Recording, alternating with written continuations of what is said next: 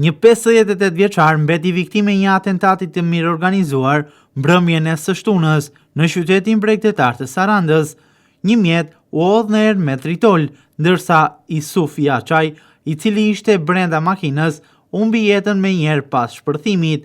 Ngjarja e rëndë ndodhi rreth orës 22:50 minuta të 4 tetorit në lagjen numër 3 të Sarandës, në të njëjtën lagje ku të birit të Isuf Jaçajt, Klaus Jaçaj, vetëm 3 muaj më parë i hodhën në erë mjetin me tritol.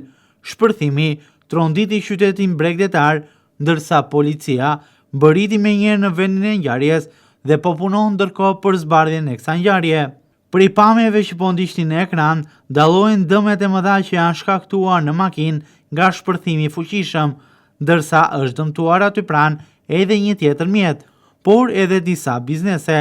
Një grup hetimor po punon për të identifikuar dhe kapur autorët, ndërsa sipas informacioneve janë sekuestruar edhe kamerat e sigurisë në zonë, të cilat mund të çojnë në zbardhjen e ngjarjes, por edhe dinamikën e saj.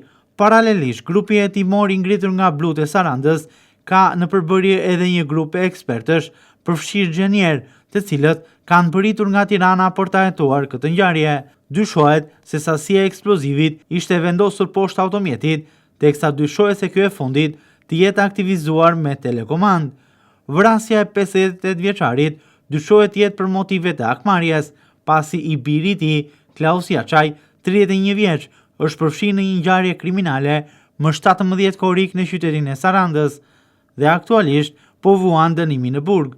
Vetë 58 vjeçari merrej me turizëm, duke transportuar me skaf pushues drejt plazheve dhe duke bërë guida turistike.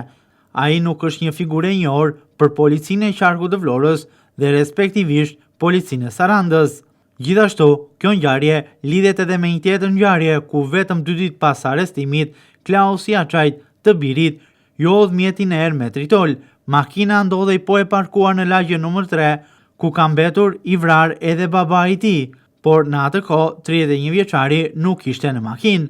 Shpërthimi me tritol i 22 korrikut në mjetin e Jaçajt mbeti një ngjarje e pazbardhur, ndërsa të shtunën atentatorët u akmorën sërish duke i vrarë këtij të fundit për motivet e akmarrjes babain. Kjo ngjarje mbetet e vështirë për të zbardhur, ndërsa grupi hetimor po punon për identifikimin dhe kapjen e autorëve. Dosja me prova i ka kaluar tashmë edhe prokurorisë, e cila do të vijojë një hetim më vete.